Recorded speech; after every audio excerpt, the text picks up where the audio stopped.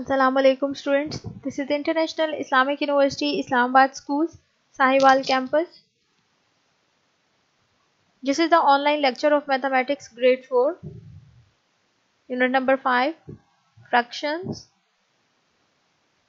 lecture number 1, and in this chapter we will cover the pages from 79 till 83. First of all students, open your maths books and your maths classwork notebooks and make sure you have to listen to my lesson attentively. In this lecture, first of all, I will tell you about like and unlike fractions. As students, you already know about the fractions. What are the fractions? In fraction, you have a numerator and you have a denominator. So, उसके बाद हमारे पास अब आ जाएगी like and unlike fractions. The fractions with the same denominators are called like fractions. वो fractions जिनमें denominator एक जैसे होंगे तो वो हमारे पास क्या fractions होंगी? Like fractions. For example, the fractions 2 over 6 and 4 over 6 have the same denominator. अगर आप इनके denominators देखें तो दोनों क्या है हमारे पास same है. So it's mean these are the like fractions. The same number of equal parts into which the whole is divided. इसका मतलब है कि ये जो fraction है ये भी 6 parts में divide हुई है और ये वाली fraction भी 6 parts में divide हुई है. We call it a common denominator. हम इसे कह सकते हैं कि ये common denominator है दोनों fractions में, क्योंकि दोनों का जो चीज सेम होगी वो हमारे पास क्या होगी? common. We can also say that they are like fractions. हम उनको common denominator भी कह सकते हैं और हम इनको common like fractions भी कह सकते हैं. Now students, unlike fractions,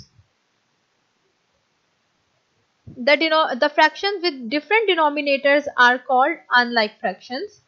Which fraction is greater, 2 over 3 or 5 over 9? अब आप देख सकते हैं कि इन दोनों के डिनोमिनेटर हमारे पास क्या है? Different.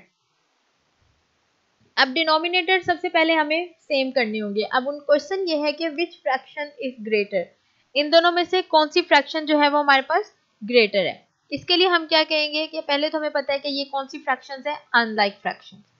Both fractions do not have the common denominator. We can compare these two fractions by finding a fraction equivalent to 2 over 3. अब मैं क्या करती हूँ, मैं 2 over 3 इसको जो है इसके equivalent fraction find करूंगी that share a common denominator with 5 over 9. वो वाली equivalent fraction find करूंगी जो कि हमारे पास common denominator होगा जिसकी तरह 5 over 9 का. मैं क्या करती हूँ, अगर मैं इस 3 को किससे मल्टीप्लाई करूं कि मेरे पास 9 आएगा? जी, 3 के साथ. मैं क्या करती हूँ, इस फ्रैक्शन को 2 over 3 को 3 के साथ मल्टीप्लाई कर देती हूँ. तो मेरे पास क्या आएगा? 2 multiply 3 over 3 multiply 3. तो मेरे पास क्या आ गया? 6 over 9. Now they both are like fraction. So which one is the greater? 6 over 9 and 5 over 9 have a common denominator. So we can compare their numerators to find 6 over 9 is a greater than 5 over 9. अब देखें इनके numerator, एक में 6 है और एक में 5 है. तो आपको पता है कि जो 6 है वो ग्रेटर होता है. So it's mean 6 over 9 is a greater.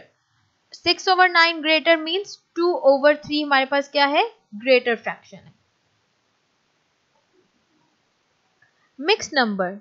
Now what's the mix numbers? A mixed number is made up of a whole number and a fraction. Mixed number हमारे पास क्या होता है कि वो whole number और fraction से मिलके बनता है. आप mixed number को इस तरह से लिखते हैं. The value of a mixed number is always greater than 1.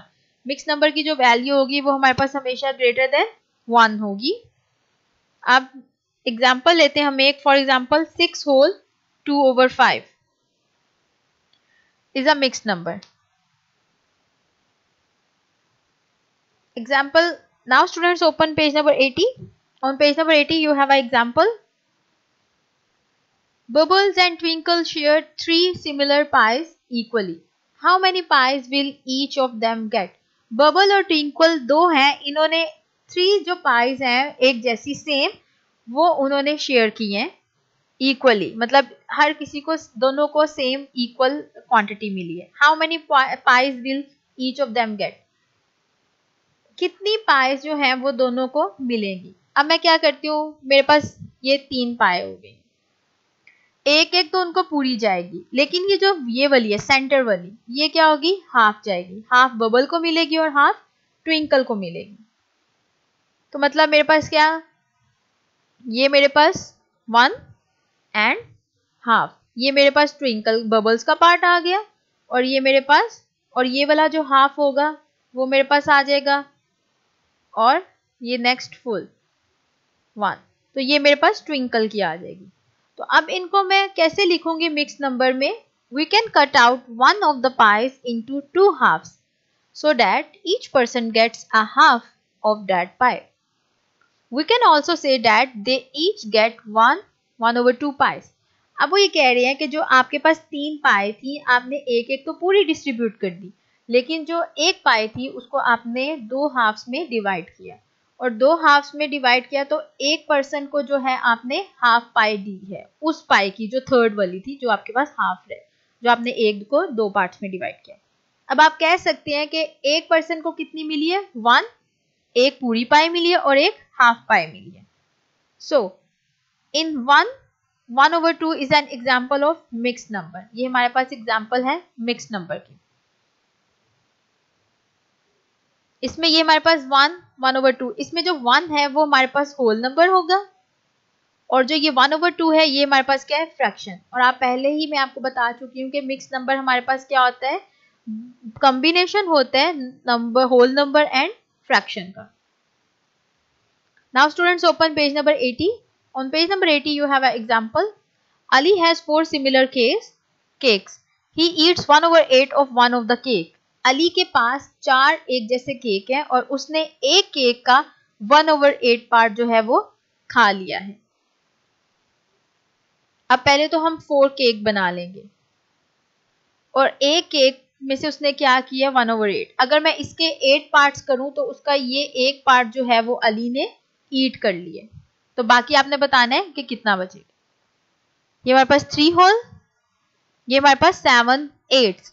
7/8 means कि एक पार्ट उसने खा लिया, तो पीछे कितने 7 बचे, कितने पार्ट्स बचेंगे, 7। 7/8 मीन्स कि वो उसने खाए नहीं है। There are 3 whole 7 cakes left. 3 whole, 3 तो पूरे थे, 7/8 एक पार्ट उसने खा लिया है, तो 8 में से अगर मैं 1 निकालती हूँ तो मेरे पास 7/8 बच जाएगा। 8 टोटल पार्ट्स थे उसके और 7 remaining. So this is the answer is in mixed form, 3 holes and 7/8। Now students open page number 81। On page number 81 you have example. We can show mixed numbers to on a number line. Look at the number line below. What mixed number do A and B represents? अब आपके पास एक number line है, वो कह रहे हैं कि हम मिक्स नंबर को नंबर लाइन पे भी शो कर सकते हैं। ये अभी एक हमारे पास नंबर लाइन है, कुछ पार्ट्स में वो डिवाइड हुई है। अब उन्होंने कहा कि ये उसके पार्ट्स हैं। स्टार्ट कहाँ से किया, 0 से। 0 के बाद आपके पास हाफ आएगा, फिर 1, क्योंकि 0 और 1 के दरमियान में हमारे पास हाफ आता है। 1 एंड 2 के दरमियान में हमारे पास 1.5 आएगा, 1 होल 1/2। 2 और 3 के दरमियान में 2 होल 1/2। 3, अब 3 और 4 के दरमियान में हमारे पास क्या आएगा, आपने ये फाइंड करना है। इसको हमने A का नाम दे दिया और इसको हमने B का नाम दे दिया। In the number line above, each interval is divided into 2 parts. 1 divided by 2, it's 1/2. आपको पता है कि जो एक इंटरवल है वो उन्होंने किस पे डिवाइड किया है, 2 पार्ट्स में। मतलब ये देखिए 1 और 2, तो वो हमारे पास क्या आ रहा है, एक पार्ट किसके इक्वल होगा, 1/2 की। When we move from one marking to the next, we are counting on in 1/2s. अगर हम एक मार्किंग से दूसरी मार्किंग में जा रहे हैं तो मैं 1/2 काउंट कर रही हूँ। जैसा यहाँ पे मेरे पास 1 था, 1 में ये नेक्स्ट मार्किंग में जाऊंगी तो हाफ को काउंट करूंगी, तो 1 होल 1/2, फिर 2 पूरा आ जाएगा, हाफ अंदर आएगा तो वो 2 पूरा बन जाएगा। इसी तरह से सो A रिप्रेजेंट्स, यहाँ पे हमारे पास 3 था, 3 में हमने हाफ ऐड करना है, तो वो मेरे पास क्या आ जाएगा, 3 होल 1/2। और B में हमारे पास क्या आ जाएगा, उससे पहले 4 है तो 4 में हाफ ऐड करेंगे तो 4 whole 1/2। Now can you write 5/10 in its simplest form? This question is on page number 82. Simplest form हमारे पास कैसे आती है, divide numerator and denominator bye HCF, highest common factor of both the numbers. मैं क्या करती हूँ कि मैं हाईएस्ट कॉमन फैक्टर से दोनों के जो होगा उसको डिवाइड करूंगी। In this case the highest common factor is 5। अगर हम देखें इस केस में हमारे पास हाईएस्ट कॉमन फैक्टर क्या है, 5। 5 कैसे आया कि देखें 5 जो है ये इस पे भी डिवाइड हो जाएगा, यहाँ पे भी 5 जो है वो इस पे डिवाइड हो जाएगा। अगर आप 2 से करते हैं तो 2 10 से डिवाइड होगा, लेकिन 2 5 से डिवाइड नहीं होगा, तो इसलिए हमने 5 से डिवाइड करेंगे। 5 divided by 5 over 10 divided by 5, it gives you the answer 1/2. So this is the simplest form. What is the simplest form of 2 whole 4/6? This question is on page number 82. 2 holes, ये आपके पास पूरे 2 holes हैं और ये आपके पास 4/6। 4/6 मतलब ये वाले पार्ट हमारे पास रिमेनिंग रह जाएगा।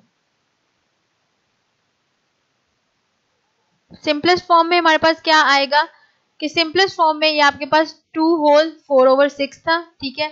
इसमें आपके पास 2 होल, आप ये 4/6 को सिंप्लीफाई करें, मैं 2 पे डिवाइड करती हूँ तो मेरे पास आ जाएगा 2 होल 2/3। मतलब 2 होल अब वो 6 पार्ट्स में डिवाइड नहीं होंगी, वो 3 पार्ट्स में डिवाइड होंगी। 3 पार्ट्स में डिवाइड, और ये वाला पार्ट जो है वो आपका कट होगा, मतलब इसमें एरो लगा हुआ है, ये इंक्लूड नहीं है, बाकी 2 इंक्लूड होंगे। एरोज वाले पार्ट आप इंक्लूड नहीं करेंगे, उसके अलावा काउंट करें 1 2 3 4, 4 आउट ऑफ 6। इसी तरह से 1 2 2 out of 3। So we divide numerator and denominator by of 4/6 by 2। मैंने न्यूमिनेटर और डिनोमिनेटर 4/6 को किससे डिवाइड कर दिए, 2 से। तो 2 से डिवाइड किया तो मेरे पास आंसर 2/3 आ गया। सो 2/3 is the simplest form. Now students, you have a homework on page number 78. Do question number 1, A and B both part practice zone on your book. On page number 82 and 83, do question number 2, question number 3 part A and B, question number 4 on your books. Now students, this is the end of our lesson. Allah Hafiz.